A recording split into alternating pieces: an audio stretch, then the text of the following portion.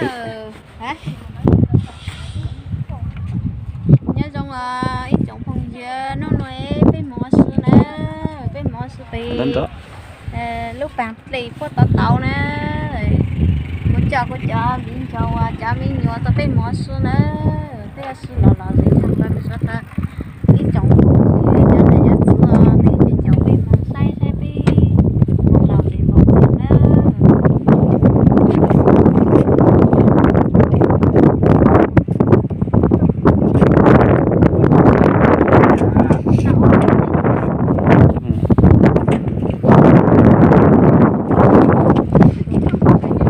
Lagi banyak ya.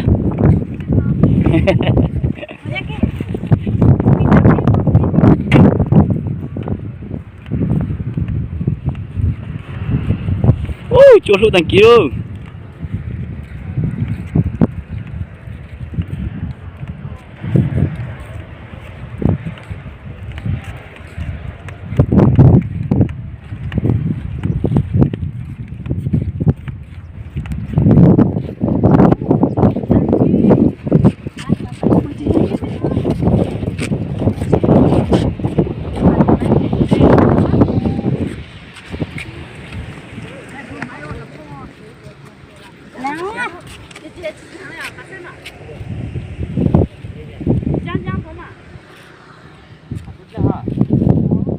Ôi nữ tao nữ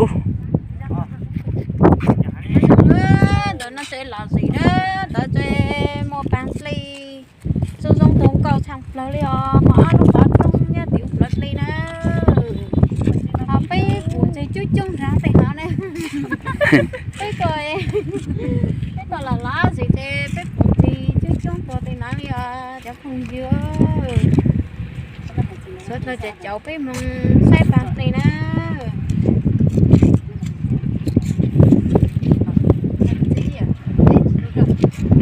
Hai thứ lama, hai có thóc cam đi.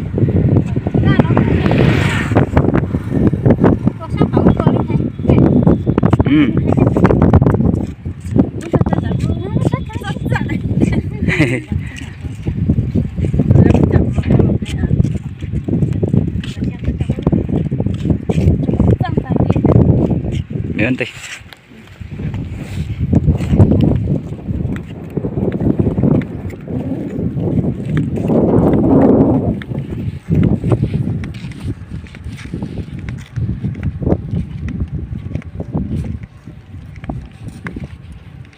Nó sẽ mua máy cầu đi. Phải tôi phải phụ máy cầu dành cho mình vô nữa.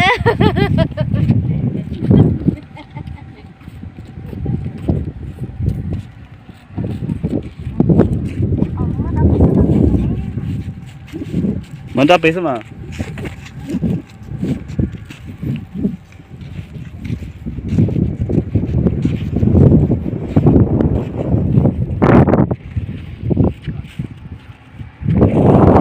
Bang lo.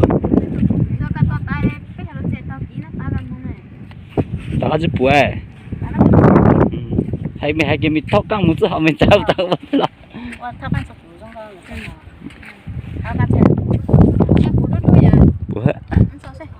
Sao sẽ cho nên phụ rằng dễ thang có qua video xong đi. Ủa nó luôn thấy tè. Để em muốn tẩu sẽ.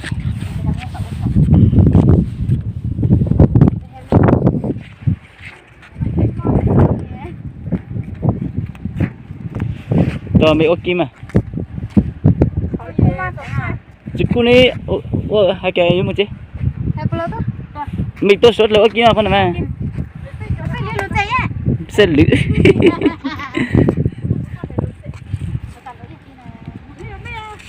Mà.